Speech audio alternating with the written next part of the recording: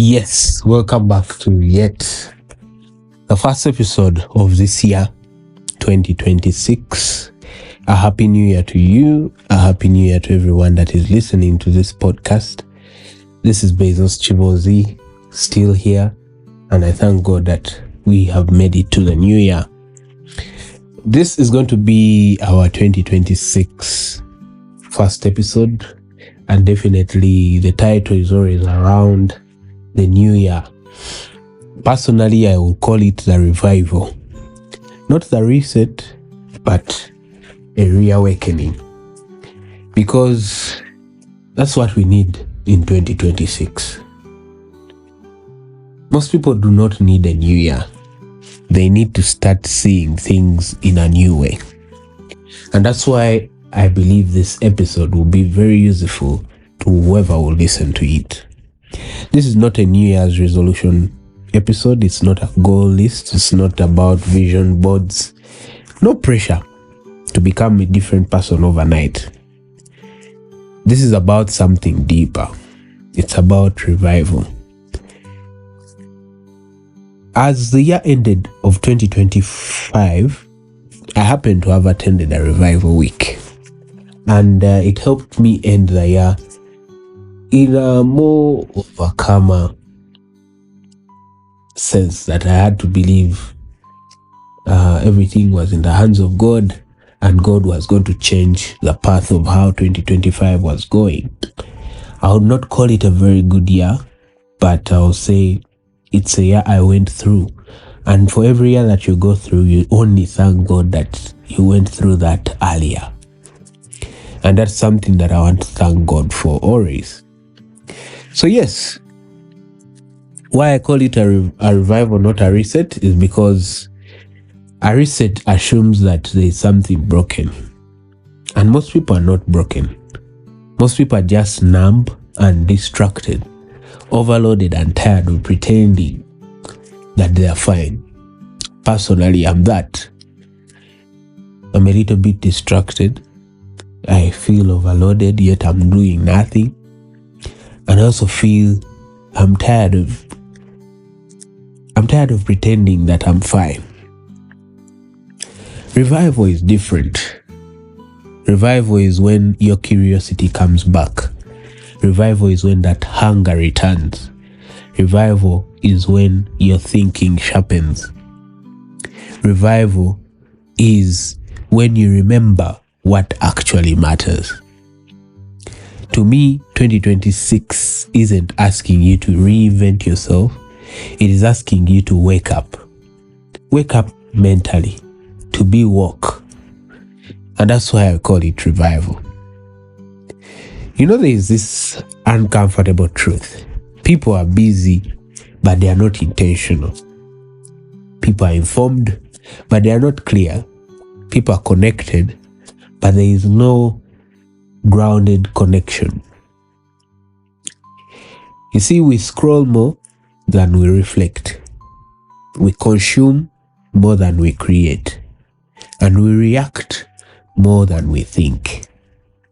So the goal in 2026 is not to do more, but it's to do better. It is to see things in a better direction for your life. So yeah, personally for me, it looks like you asking better questions, you sitting with discomfort instead of escaping it, you saying I don't know without shame, you choosing depth over speed, you rebuilding trust with your own instincts. To me, that's what revival is, and that's what 2026 is going to be. Revival is when your inner life catches up with you or with your outer responsibilities. And that is power in itself. That when your inside catches up with what is outside, what is the responsibilities you have out there, you are personally going to have more power in controlling how your life goes in 2026. Personally, I believe that we are not going to chase things that are not meaningful to us. We are going to chase capacity and not momentum. You need to see that you've built more friendships that are deep than having very many people around you. Having very many people around you that you call friends and they are not actually friends is momentum. But capacity is you building actual friendships, actual deep connections in the people around you. Capacity to think clearly, something we need to do in 2026. Capacity to handle the uncertainties. Capacity to sit in rooms of influence without shrinking. Personally, I believe if you can be somewhere and you're not scared, it's because, we make ourselves think that those that are great are so good, are so different from us. I am here to tell you that those that are great are not so different from us. They are actually us, but experiencing what we are yet to experience if we choose to live a better life. Because opportunities do not reward excitement, they reward prepared minds. So if you're in a room and you've prepared yourself, definitely the opportunity becomes yours. You will not shrink when you sit in rooms of influence. You'll be that person that 2026 was the year that opened everything for you. And maybe before I close it, as I've always done, there are always practical ways to do these things. And one of them is to reduce the noise. If you've listened to some of my episodes, there's what they call noise and signal. And signal is choosing the most important thing at the moment. And you leave out what does not make sense. What do I mean? That if, let's say, you were to have a report at the end of the day, anything that comes that is not in line with achieving that report at the end of the day is what we would categorize as noise. The signal is everything that comes to make sure that you complete the report. And so you need to reduce the noise. You need to reduce the noise. The other thing is to revisit the old ideas. There are ideas that we get and we sit on them and forget about them. Personally, there's an idea I had called Teas for Christ. I sat on it for a full year, 2025, with the excuse that I didn't have money, that I didn't do this, I didn't do this. This year, I want to revisit those old ideas because some things make more sense when you are older. Some things turn to become better when you have got a little bit of experience. And old ideas deserve a prepared and experienced mind. And I believe that if we do this, it is something that we can say that, 2026 did something for me. The other thing is to build your mental strength. When your mind is strong, other things are pushed out.